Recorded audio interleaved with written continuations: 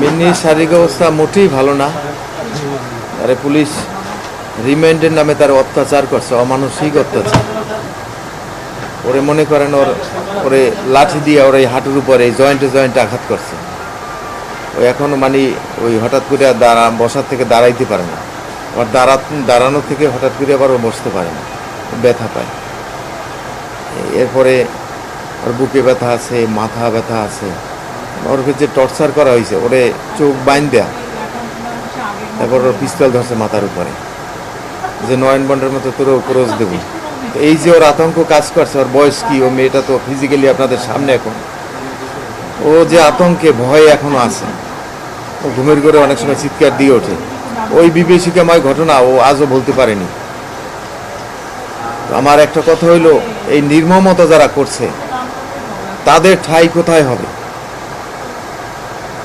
তাদের কি কোনো আইনের আওতায় আনা যাবে কিনা, এটা আমার প্রশ্ন আপনাদের কাছে।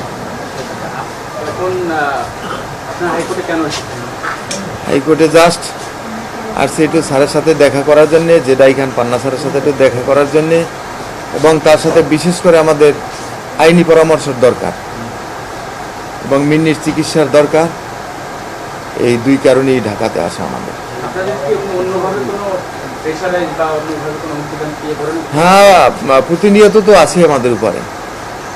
মনে করেন এই খনি চক্রের কিছু লোকজন এখনো বাহিরে আছে তারা, এবং সক্রিয় যারা এই খুনের সাথে অংশগ্রহণ করছে তাদেরকেও কিছু আড়াল করা হয়েছে, এবং তার এখন বর্তমানে কিছু নির্দোষ যারা কিছু জানে না এমন আসামি এর ভিতরে আছে।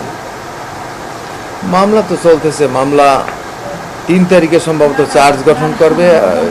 চার্জ কি গঠন সম্ভবত করবে কোর্ট ট্রান্সফার করিয়েই, না এই কোর্টে হইয়া জজ কোর্টে যাবে? ম্যাডাম, চার্জ গঠন করবে কি এই ম্যাজিস্ট্রেট কোর্ট থেকে, না জজ কোর্টে নিয়ে? ম্যাজিস্ট্রেট কোর্টে চার্জ গঠনের পরে ওই হয়তো ট্রান্সফার করবে।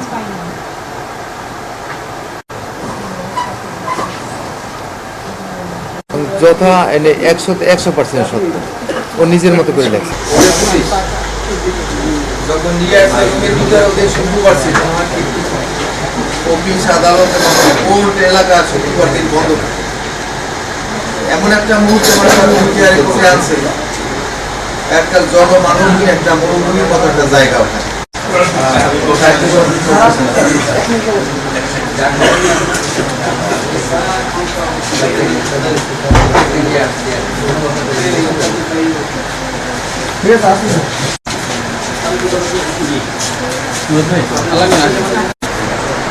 সিনিয়র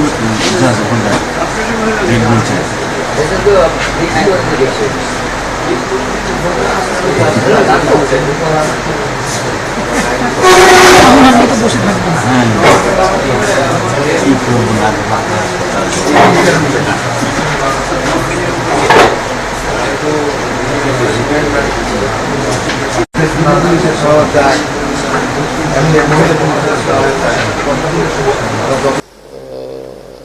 মিন্নি না, আমি বলি না, আমি এইটা ওর ভাষ্যটা আমি করব না। আমি যেটা জানি তো জানি,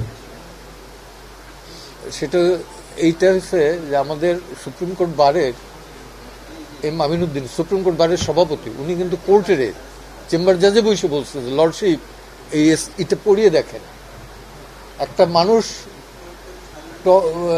রিমান্ডে থাকা অবস্থায় এইভাবে এত সুন্দর করে লিখতে পারে কিনা, পরিপাটি গুছাইয়া। হ্যাঁ, যেটার আমি বলছি যে একটা উপন্যাস, এটা লিখতে পারি কিনা। এই আমি স্যান্ডেলটা উঠাইলাম, অমুকে আমার ভ্যানিটি ব্যাগটা দিয়ে গেল। হ্যাঁ, এই এত এইভাবে লিখতে পারে না, এটা স্বাভাবিক। আর মিন্নি রিমান্ডে ছিল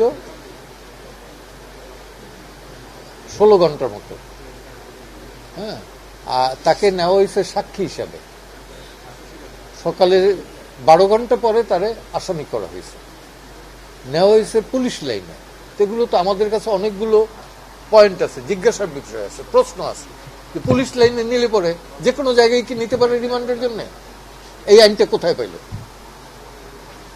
রাইট। আর মিন্নির পেছনে পুলিশ আছে, কিন্তু আমরা ভিডিওতে বা ভিডিও ফুটেজে যেটা দেখলাম সিসিটিভির, সেখানে যারা মূল হত্যাকারী, যাদেরকে কোপাইতে দেখলাম, আঘাত করতে দেখলাম, ওই তাদের ধরার বেলা তো অত তৎপর দেখতেছি না, মোটেই না। প্রথম দিন এসপি সাহেব বললেন যে এদের বিভিন্ন সময় বিভিন্ন ইস্যুয়ে অ্যারেস্ট করছেন এবং প্রভাবশালী মহলের কারণে এরা মুক্ত হয়ে গেছে। কই সেই প্রভাবশালী মহলের ধরার জন্য তো উনি একবারও করেন নাই। এই জায়গায় বসো। তো এখন এই মামলাটা টোটাল স্টে করার মতো অনেক আছে, যেটা পুলিশ চাচ্ছে যে আমরা স্টে করি। আমরা স্টে করবো না তো, কারণ আমরা চাই যে ট্রায়াল হোক এবং দোষী ব্যক্তিদের শাস্তি হোক। ওকে, তারা যে ট্র্যাপটা শুরু করছে যে হ্যাঁ আমরা এখানে স্টে করে দেবো, টোটাল মামলা স্টে করাবো কেন?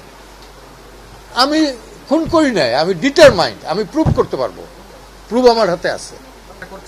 আসা না, আমি ডিটারমাইন্ড, হ্যাঁ আমি ডিটারমাইন্ড, কারণ আইন আমার পক্ষে না। না সামনাসামনি না, দেখিও না, কথা বলি না, ওর বাপেরও আমি চিনি না। এটা তো আবার আবেগের কথা। আমি কোর্টেও কিন্তু আমি বলছি যে লর্ডশিপ, আমার দুইটা মেয়ে আছে আমার, হ্যাঁ, এবং মিন্নির প্রথম যখন জামিন দেয় নাই, আমি কিন্তু নিজেরে কন্ট্রোল করতে পারি না।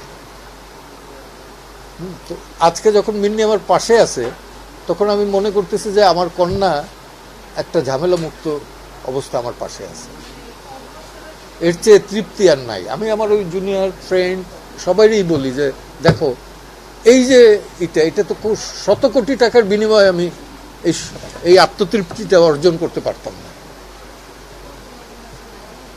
আর মিন্নির বিষয়টা হয়েছে কি, আমার অ্যাটেনশনে কখন আসছে, যখন পত্রপত্রিকায় দেখলাম যে বারের কোনো আইনজীবী দাঁড়াইতে পারবে না, এই ধরনের একটা থ্রেটের ফলে কেউ দাঁড়ায় নাই। তখন আমি ফোন করি, যেহেতু আমি বার কাউন্সিলে 12 বছর ধরে আছি, আমার একটা দায়িত্ব আছে, সেই দায়িত্ববোধ থেকে আমি ফোন করে বলছি যে নো, এটা হইতেই পারে না। আমি প্রেসিডেন্ট সেক্রেটারি ফোন করে জিজ্ঞেস করছি যে তোমরা কি কোনো রেজলিউশন নিচ্ছ? বলছে না। আমি তাইলে দাঁড়াও না কেন? তো বুঝলাম আমি যে ছোট্ট শহর, মান সম্মান অপমান, এইটার ভয়ে এটা এত প্রভাবশালী যখন, তখন আমি বললাম যে ওকে, না দাঁড়াবার যদি সাহস করো তাহলে আমি আসতেছি, আমি দেখতেছি। আমি এই রেজাউল করিমের সাথে আলাপ করলাম, বিভিন্ন জায়গায় আলাপ করে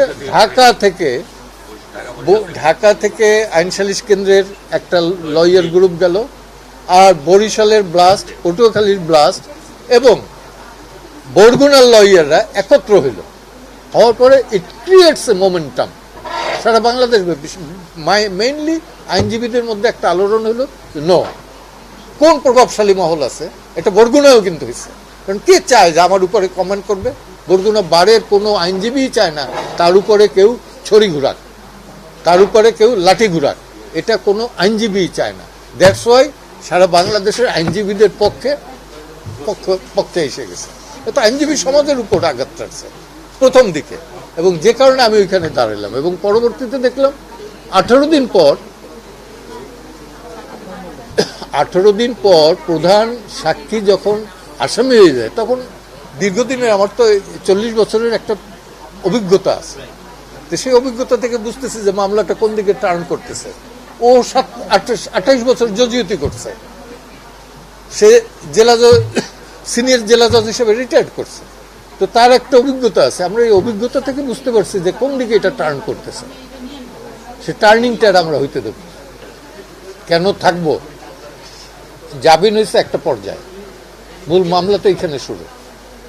পুলিশ যে অপকর্ম করছে, এই যে চার্জশিটটা একটা অবহেলাজনিত ত্রুটিযুক্ত, স্বেচ্ছা প্রণোদিত ত্রুটিযুক্ত একটা চার্জশিট, সেটার বিরুদ্ধে আমি লড়াই করব না? একটা নিরপরাধ মানুষকে,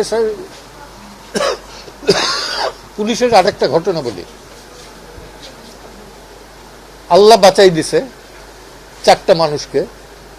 4 বছর আগে হাজারীবাগ থেকে একটা ছেলে মিসিং হয়েছে। সেই ছেলেটার অভিভাবকরা একটা থানায় ডায়েরি করছে যে আমার এই সন্তানটা হারাই গেছে। 4 বছর ধরে পুলিশ 164 স্টেটমেন্ট দেওয়া হইলো এইভাবে যে কি, যে আমরা তাকে ধরিয়া মেঘনায় লঞ্চে নিয়ে মেঘনায় ফেলাই দিছে এবং মারা গেছে। সেটা ট্রায়াল হয়ে গেছে, জাজমেন্টটা বাকি ছিল, কারণ জাজ ট্রান্সফার হওয়ার জন্য জাজমেন্ট দিতে পারে, তানিল কিন্তু ঝুলেই দিত। সেই পর্যায়ে সে ডিটেক্ট হইলো ওই ছেলে বাইচে আছে, এবং এটাই পত্রপত্রিকা আসছে, সেটাও আমরা অবজার্ভ করতেছি, আইনা দেখাই দেব। এগুলো যারা এই কুকর্ম করছে তারা তো মানুষের জীবন নিয়ে ছিনিমিনি খেলতেছে, আইন নিয়ে তো ছিনিমিনি খেলতেছে। আইনরে তাদের অপব্যবহার করে তাদের হাতিয়ার হিসাবে ব্যবহার করতেছে, এটা তো হইতে দিতে পারি না। তারপরে কতটুকু প্রোগ্রেস হয় তার প্রেক্ষাপটে, এবং ডাক্তারদেরও ওর ফিজিক্যাল কিছু প্রবলেম আছে যেগুলো অর্থোপেডিক, সারা শরীরে ওর ব্যথা আছে, মেইনলি হাঁটুতে ব্যথা আছে। তো সেটার বিষয়ে তো ডাক্তারদের সাথে পরামর্শ নিতে হবে, তাই না? সে ব্যাপারে তো আর আমি কিছু বলতে পারবো না। হ্যাঁ, তো এবং যেটা যেমন পেইন কিলার, ক্ষতিকর একটা ওষুধ, ওর পেইন কিলার দিচ্ছে জেলখানা বিষয়। তো আমাদের দেশে সবাই পেইন কিলার দেয়, কিন্তু এটা তো ক্ষতিকারক ওষুধ। সবসময় অর্জনটা কিন্তু ভিন্ন ধর্মী না, অর্জনটা অর্জনই। আমি যখন জেএমবির বিরুদ্ধে মামলা করি তখন কেউ সাহস পায় না, আমি মামলা করছি। কানসার্টের ঘটনা নিয়ে যখন 21 জন কৃষককে হত্যা করা হয় তখন কেউ সাহস পায় না, আমি কিন্তু মামলা করছি। গণগ্রেপ্তার যখন হইতেছিল যে সারা ঢাকা শহরব্যাপী 2004 সালে, তখন কেউ মামলা করতে সাহস পায় না, আমি কিন্তু রাজশাহীতে থাকা অবস্থায় this is a no, file the case. হ্যাঁ, কারণ এই 54 এইরকমের গণগ্রেপ্তার করতে পারে না। রাস্তা দিয়ে যে সদরঘাট থেকে নামতেছে, লঞ্চ থেকে ধরে নিয়ে চালান দিতেছে। তো প্রত্যেকটা অর্জনই মনে হয়েছে যে এটাই সবচেয়ে বড় অর্জন। হ্যাঁ, কনসার্টের বেলা বোধ হয় কয়েকশো ছিল আসামি, তাদের আমরা এখান থেকে বেল নিছি না, এবং ওটা one of the largest bell. লিমনের বেলা, লিমন রে যখন গুলি করে র্যাব, তারপরে যে ইটা পাইছি, রিলিফটা আমরা পেয়েছি, সেটাকেও তো একটা অর্জন, বিশাল অর্জন, তাই না? তো কোনো অর্জনই কোনোটার থেকে না। আর এটা হয়েছে কি যে সাঁওতালদের বেলা এখন আমরা লড়াই করে যাচ্ছি, গোবিন্দগঞ্জের সাঁওতালদের বেলা, চিটাং হিল ট্র্যাক্সের বেলা, কবিতা চাকমা, কল্পনা চাকমা, তাই না? কল্পনা চাকমা 26 বছর ধরে নিখোঁজ, পুলিশ রিপোর্ট দিতে পারতেছে না, মিনিটটা জামিন পাওয়ার পর দিন দিচ্ছে। ক্লিয়ার, একটা মেয়ে নিখোঁজ 26 বছর যাবত, তার কেনই সেটা পুলিশ কোনো রিপোর্ট দিতে পারে না, আর মিনিটটা যেদিন জামিন পেয়েছে পরদিনই দিয়ে দিছে। এত এক্সপার্ট পুলিশ, তাই না? থ্যাংক ইউ, না থ্যাংক ইউ। এবং আমি মিডিয়ার কাছে কৃতজ্ঞ যে এইটা